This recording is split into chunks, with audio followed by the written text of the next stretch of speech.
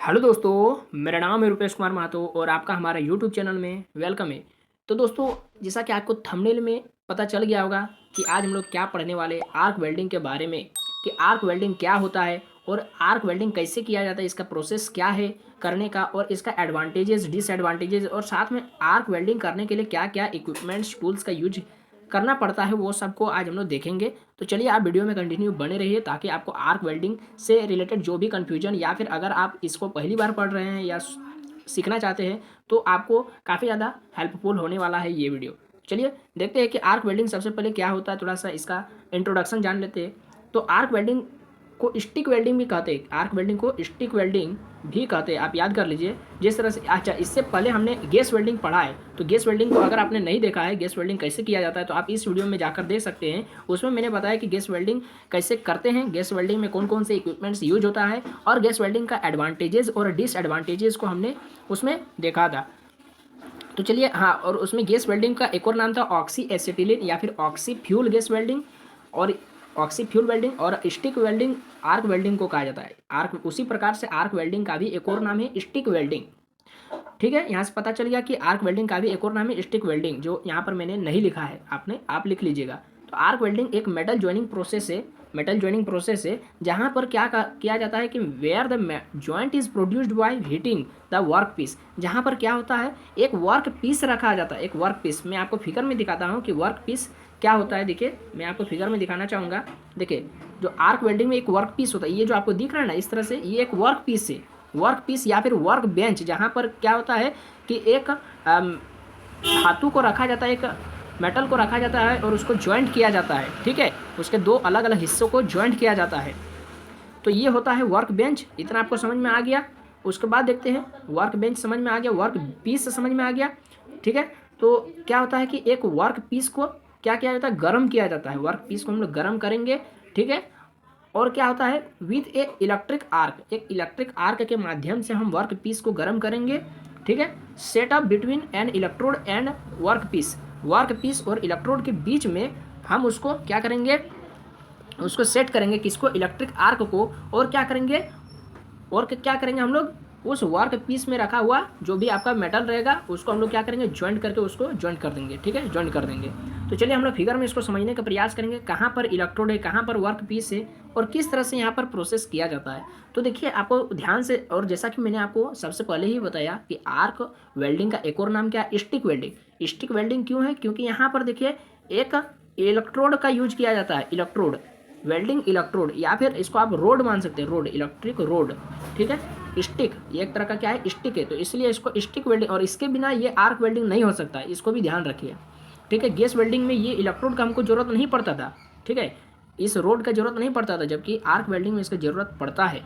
तो ये हो गया इलेक्ट्रोड, और इसमें भी इलेक्ट्रिक करंट दिया जाता है, किसके माध्यम से, ये इलेक्ट्रोड होल्डर के माध्यम से नहीं, इलेक्ट्रोड होल्डर के माध्यम से पकड़ा जाता है इस इलेक्ट्रोड को, और इसको इलेक्ट्रिक करंट दिया जाता है। ये जो आपको वेल्डिंग मशीन दिख रहा है ना, ये वाला वेल्डिंग मशीन, यहाँ से ये आपका एसी सोर्स भी हो सकता है, अल्टरनेटिंग सोर्स, करंट का सोर्स भी हो सकता है, या फिर डीसी एक डायरेक्ट करंट का भी सोर्स हो सकता है। ठीक है, तो यहाँ से क्या करेंगे हम लोग, इलेक्ट्रिक करंट को देंगे, कहाँ पर, इलेक्ट्रोड में देंगे, और साथ ही साथ यहाँ से फिर इलेक्ट्रिक करंट को देंगे, किसमें, वर्क बेंच में भी देंगे, इसमें भी देंगे हम इलेक्ट्रिक करंट को। यानी दोनों ही मेरा इलेक्ट्रिक करंट का कंडक्ट रहेगा। ठीक है, दोनों ही में क्या रहेगा, इलेक्ट्रिसिटी प्रवाहित होते रहेगा। तो फिर यहाँ पर करता क्या है कि ये जो आपका इलेक्ट्रोड होल्डर है, इसको क्या किया जाता है, यहाँ पर मेल्ट किया जाता है। क्या किया जाता है, ये जो जो आपका इलेक्ट्रोड है, ये जो आपका वेल्डिंग इलेक्ट्रोड है, ठीक है, ये क्या करता है, धीरे धीरे ये जो है ना पिघलते जाता है, और ये जो धीरे धीरे इलेक्ट्रोड खत्म हो जाता है और यहाँ पर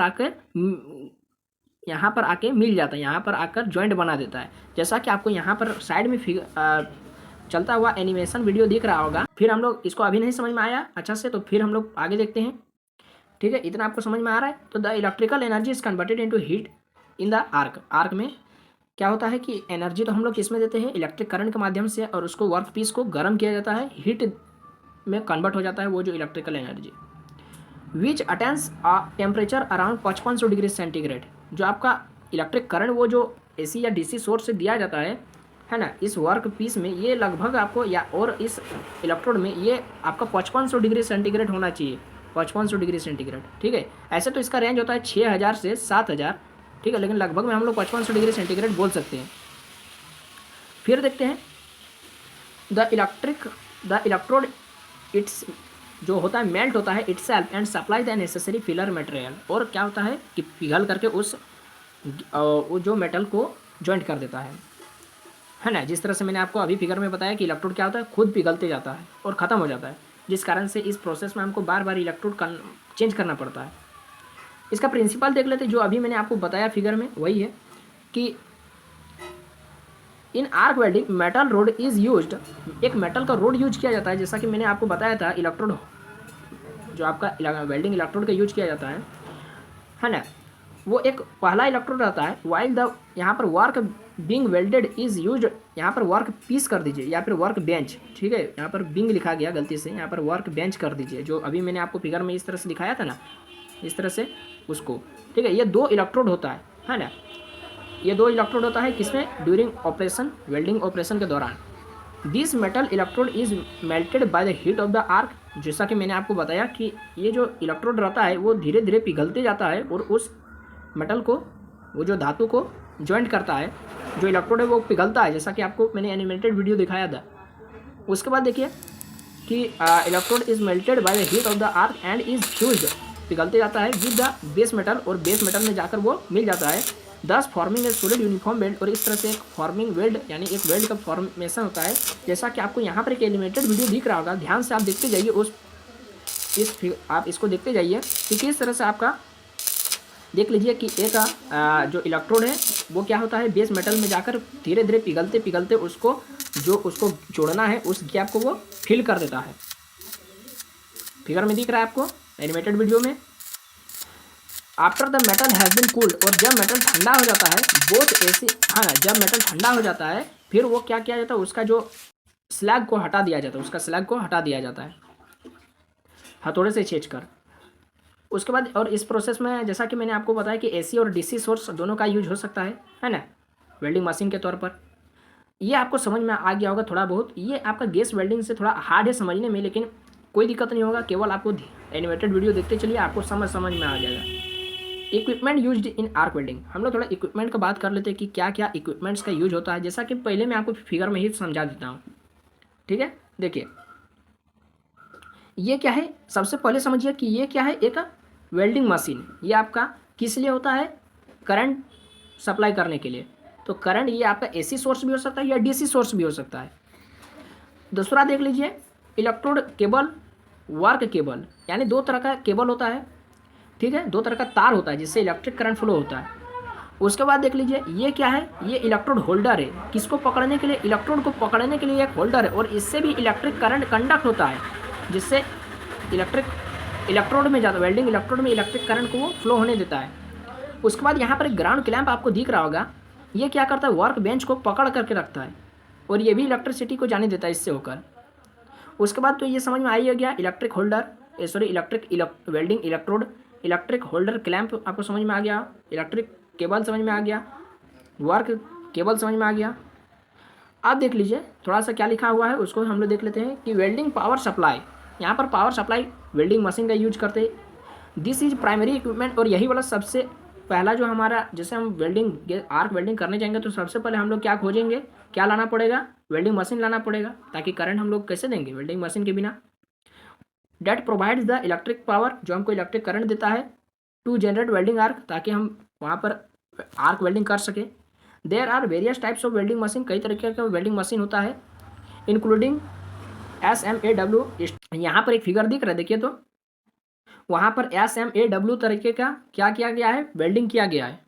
उसके बाद GMAW मिग वेल्डिंग, मिग का मतलब होता है metal inert gas welding. TIG GTAW यानी टिग का क्या मतलब होता है, tungsten inert gas welding and other. इस तरह का बहुत सारा प्रकार का वेल्डिंग में हम लोग क्या करते हैं, तरह तरह के वेल्डिंग मशीन का यूज करते हैं। यह समझ में आ गया। उसके बाद देखते हैं इलेक्ट्रोड होल्डर या फिर क्लैंप।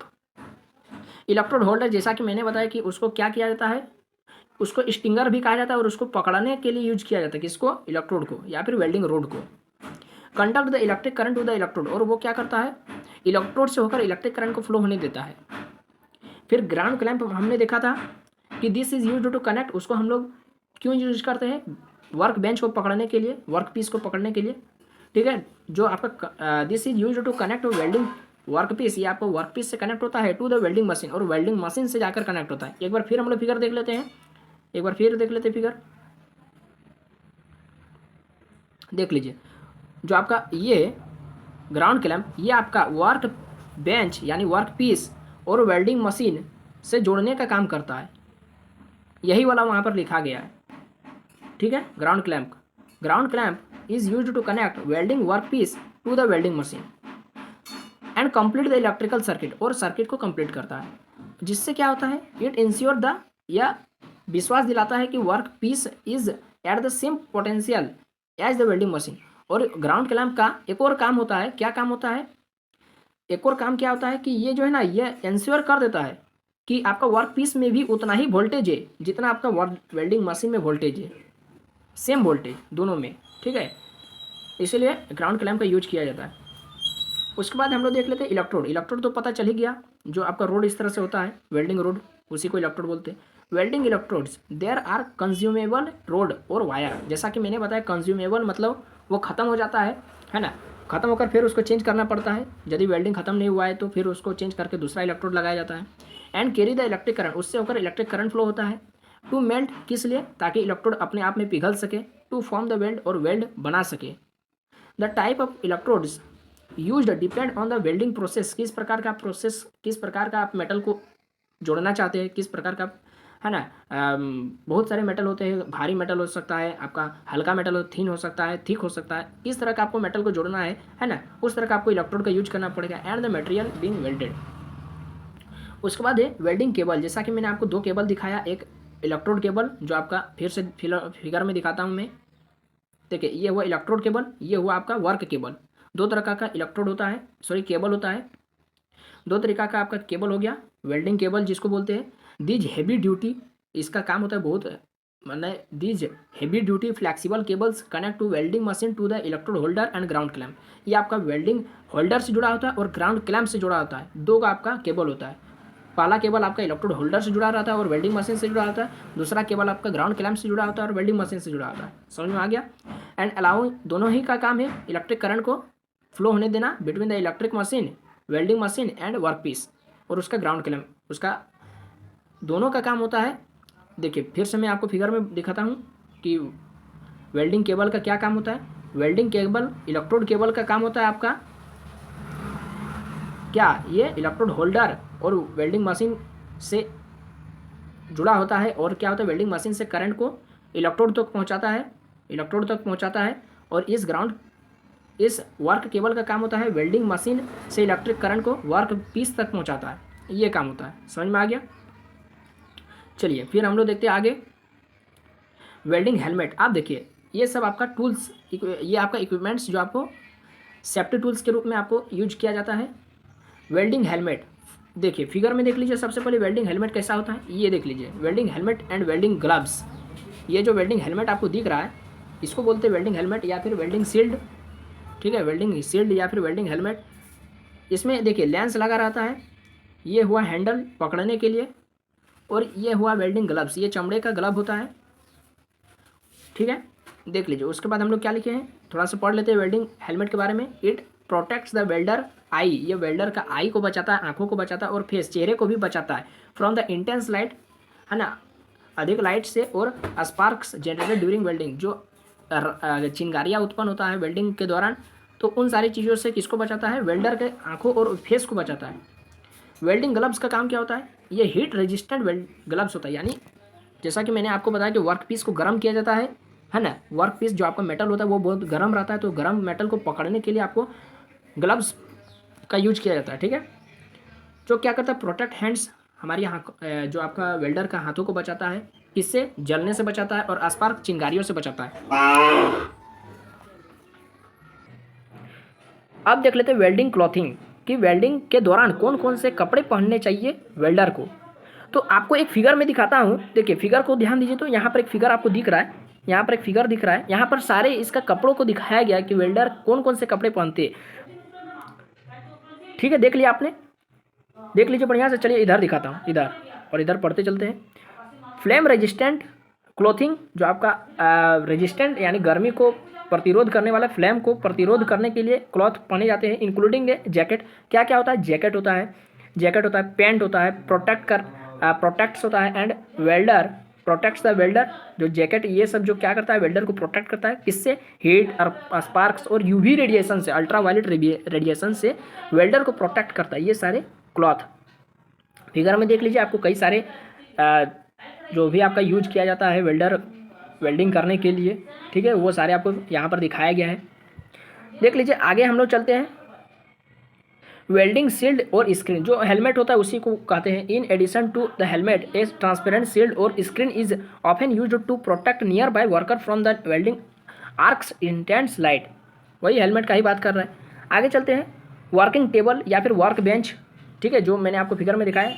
ये क्या होता है? एक स्टेबल सरफेस होता है for supporting the work piece during welding के दौरान। चलिए आगे देखते हैं। चिपिंग हैमर, ये बहुत ज़्यादा इंपॉर्टेंट है, ये आपका वाइवा में पूछता है, टीचर आपका वाइवा में पूछता है, ठीक है, कि चिपिंग हैमर का काम क्या होता है। तो it is used to slag remover के रूप में इसका यूज किया जाता है। यानी जो आपका, चलिए यहाँ पर फिगर में आप देखिए तो ध्यान से, यहाँ पर जो आपका एनिमेटेड वीडियो दिख रहा है यहाँ पर, कि किस तरह से वेल्डिंग के दौरान आपका क्या हो रहा है, स्लैग जो आपका हटाया जाता है चिपिंग हैमर का यूज करके। रेसिड्यू जो बच जाता है, अवसाद जो अवक्षेप बच जाता है आफ्टर वेल्डिंग के दौरान, उसको रिमूव किया जाता है चिपिंग हैमर का यूज करके फ्रॉम द वेल्डिंग जॉइंट। चलिए ये हो गया। वायर ब्रश, यहाँ पर वायर ब्रश का भी आप यूज कर सकते हैं। उस जो क्लीन और वेल्ड एरिया को क्लीन करने के लिए आप वायर ब्रश का यूज करते हो। वायर ब्रश, चलिए मैं आपको फिगर में दिखाता हूँ, चिपिंग हैमर को भी फिगर में दिखाने का प्रयास करूँगा।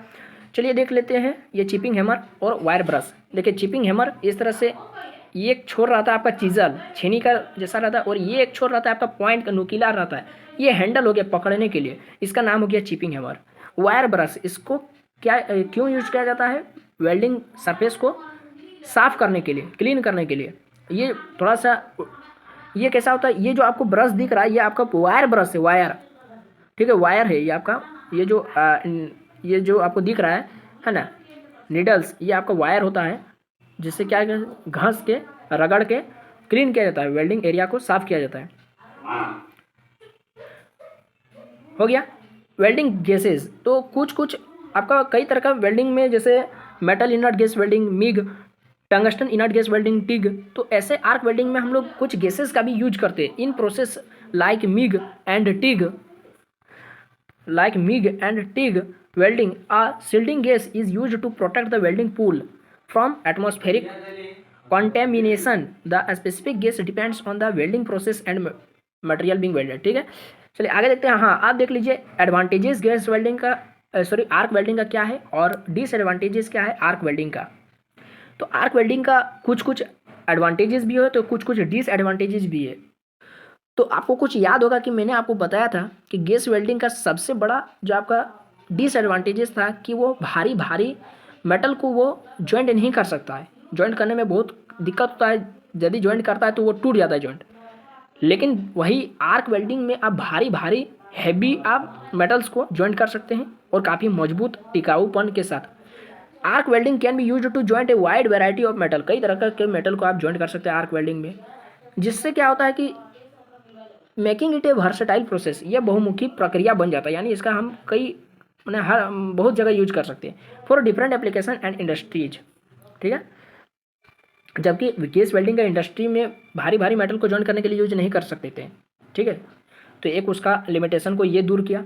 Arc welding equipment is often more portable compare to some other process, welding process, 2 बार मोर लिखा गया है, ठीक है। Arc welding equipment is often more portable compare to some other welding process, यानी आर्क वेल्डिंग प्रोसेस को आप काफ़ी ज़्यादा आसान तरीके से कर सकते हैं, काफ़ी ज़्यादा ये सूटेबल होता है, ठीक है, सुविधाजनक होता है। लो इक्विपमेंट कॉस्ट, इसका जो इक्विपमेंट को खरीदने के लिए जो कॉस्ट होता है वो बहुत कम होता है, ठीक है, सस्ता होता है, बहुत ज़्यादा सस्ता नहीं लेकिन सस्ता होता है। सिंपल सेटअप, इसको चलाने के लिए आप कहीं भी इसका सेटअप काफ़ी आसानी से लगा सकते हैं, सिंपल सेटअप होता है। Arc welding can provided deep penetration into the base material creating a strong weld. क्या करता है आर्क वेल्डिंग जो है ना, वो भारी मेटल को, मोटा रोड को ये डीप पेनिट्रेशन के माध्यम से वो उसको ज्वाइंट कर देता है, ठीक है। काफ़ी ज़्यादा वो उसको डीप पेनिट्रेशन, काफ़ी वो क्या बोल सकते हैं, उसको एकदम अंदर तक धंसा करके आप उसको ज्वाइंट कर देता है। Arc welding is well suited for welding thicker material, जैसा कि मैंने बताया कि मोटा मोटा मटेरियल को भी ये वेल्ड कर सकता है, ठीक है, making it applicable in heavy duty industrial application.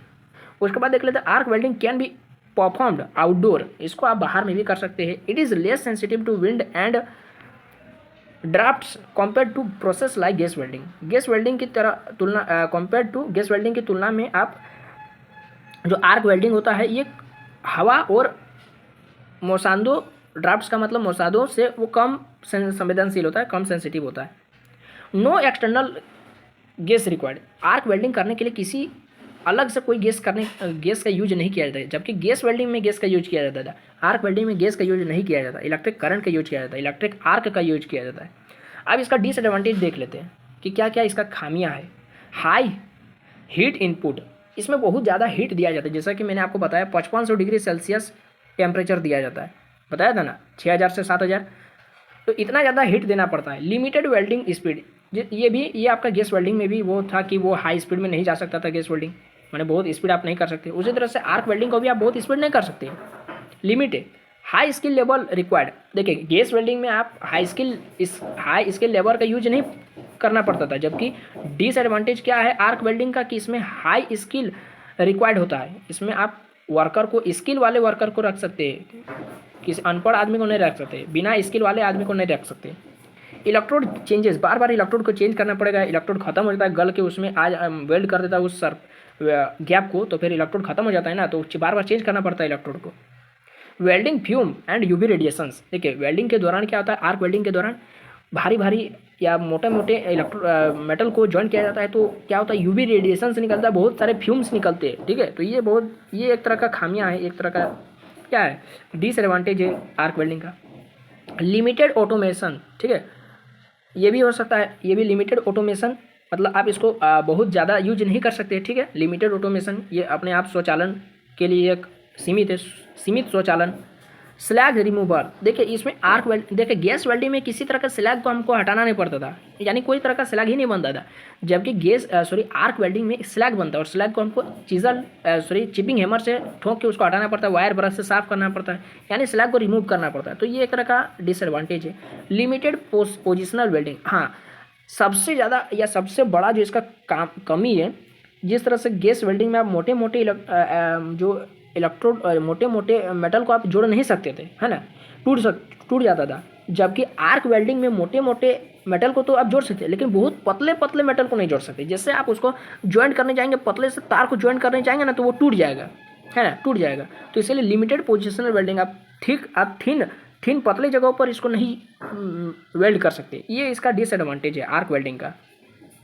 तो आपको समझ में आ ही गया होगा, मैंने अपनी तरफ से आपको एनिमेटेड वीडियो के माध्यम से भी समझाने का प्रयास किया। तो ये वीडियो आपको, आई होप कि आपको समझ में आ ही गया होगा। अगर वीडियो अच्छा लगा तो लाइक करना है, चैनल को सब्सक्राइब करना है, और आने वाले वीडियो के लिए चैनल को सब्सक्राइब कर लीजिए, और अपने दोस्तों को भी ये वीडियो शेयर कर दीजिए, ताकि वे भी आर्क वेल्डिंग कैसे किया जाता है सीख लेंगे।